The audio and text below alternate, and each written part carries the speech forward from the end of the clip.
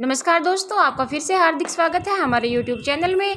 इस चैनल के माध्यम से हम सरकारी कर्मचारियों के लिए जो भी लेटेस्ट अपडेट निकल कर सामने आती है वो आप लोगों तक पहुंचाने की पूरी कोशिश करते हैं। तो एक कर्मचारियों से जुड़ी हुई एक बहुत बड़ी अपडेट अभी निकल कर सामने आई है कि हाई कोर्ट की ओर से एक बहुत बड़ा फैसला लिया गया है। पेंशन और ग्रेच्युटी का लाभ देने के लिए जो तिथि है उसका डिसीजन ले लिया गया है। हाई कोर्ट ने फिर से कर्मचारियों को बड़ी राहत दी है।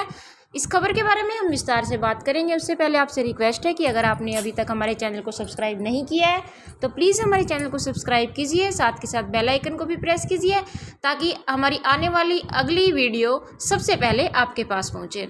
तो चलिए अब बिना समय गंवाए बढ़ते हैं अपनी वीडियो में आगे और विस्तार से बात करते हैं इस नई अपडेट के बारे में। दरअसल शिक्षकों के पेंशन लाभ पर विचार करते हुए हाई कोर्ट ने कहा है कि पेंशन की तारीख वही की वही रहेगी जब सेवा में प्रवेश किया गया है, ना कि वह तिथि जिस पर वास्तव में नियुक्ति की पुष्टि की गई है। इसके साथ ही कर्मचारियों को जो पेंशन और ग्रेच्युटी का लाभ देना है उसके लिए भी दिशा निर्देश दे दिए गए हैं। हाई कोर्ट ने अपनी ओर से बिल्कुल स्पष्ट शब्दों में ये कहा है कि पेंशन योजना का दावा जो है वो सेवा में आने की तिथि से किया जा सकता है, नियमित नियुक्ति की सेवाकृति की तिथि से नहीं। ऐसे में सरकार सहित कर्मचारियों को बहुत बड़ा लाभ इससे मिलेगा। मामले में जो न्यायमूर्ति हैं एस वैद्यनाथ और न्यायमूर्ति एन माला ने भी वी वसंती बनाम तमिलनाडु राज्य के फैसले पर भी भरोसा किया। उसमें कहा गया है कि इस तरह के तथ्यों पर शिक्षक की सेवा अवधि नियुक्ति की तारीख से शुरू होती है, ना कि नियमित नियुक्ति की स्वीकृति से। हाईकोर्ट ने कहा है कि अनुमोदन में भले ही कर्मचारियों को मौद्रिक लाभ प्रशिक्षण से पूरा होने की तारीख से ही मिलने शुरू हो जाते हैं, लेकिन प्रशिक्षण पूरा होने से पहले प्रदान की गई सेवा को भी पेंशन के लिए विचार किया जाना चाहिए। इतना ही नहीं, इस मामले में प्रतिवादी ने तर्क देते हुए कहा कि प्रारंभिक तिथि नियुक्ति के अनुमोदन की तिथि होती है, इस पर विचार नहीं किया जा सकता और इसलिए पुरानी पेंशन की मांग को अस्वीकार कर दिया गया था। दी गई जानकारी के मुताबिक तमिलनाडु सरकार ने माध्यमिक ग्रेड रिक्ति में स्नातक शिक्षकों की नियुक्ति पर रोक लगाई थी।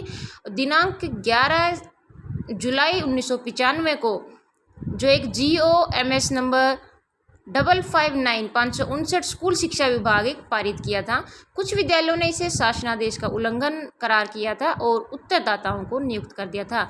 अपीलकर्ताओं ने इन नियुक्तियों की पुष्टि नहीं की थी। प्रभावित शिक्षकों ने उच्च न्यायालय का दरवाजा खटखटाया, जहां पर उच्च न्यायालय ने शासन आदेश की वैधता की पुष्टि की और 11 जुलाई 1995 से लेकर 19 मई 1998 तक की जो भी नियुक्तियां की गई थी उनको मंजूरी देने का निर्देश दिया था। आदेश के अनुसरण में सरकार ने GO सुश्री नंबर 155 दिनांक 3 अक्टूबर 2002 को 11 जुलाई 1995 से 19 मई 1998 की अवधि के दौरान माध्यमिक ग्रेड शिक्षकों के रूप में नियुक्त BT शिक्षकों के लिए अनुमोदन की अनुमति देते हुए उनके 1 महीने के बाल मनोविज्ञान प्रशिक्षण के अधीन कर लिया था। इन शिक्षकों को 1 माह का प्रशिक्षण पूरा करने के बाद नियुक्ति की स्वीकृति प्रदान की गई थी।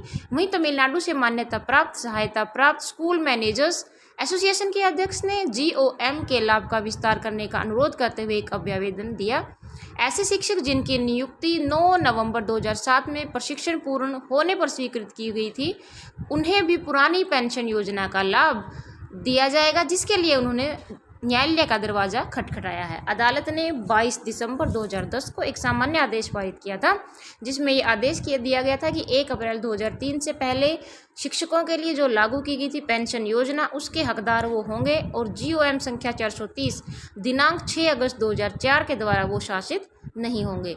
इन जो भी ये खबरें थी इनका मुख्य आधार यह था कि उनकी नियुक्तियों को 9 नवंबर 2007 से अनुमोदित किया गया था और इसलिए उन्हें पुरानी पेंशन योजना के तहत कवर नहीं किया जाएगा, लेकिन केवल नई पेंशन योजना के तहत कवर किया जाएगा, जिस पर अपीलकर्ता ने इसे चुनौती दी थी। कर्मचारियों को राहत देते हुए कोर्ट ने बिल्कुल स्पष्ट शब्दों में आदेश दिया है कि पेंशन योजना का दावा सेवा में स्वीकृति की तिथि से पेंशन का दावा नहीं किया जा सकता। इसके बाद ही नए नियम के तहत कर्मचारियों की जो पेंशन ग्रेच्युटी है उसका भुगतान भी किया जाएगा।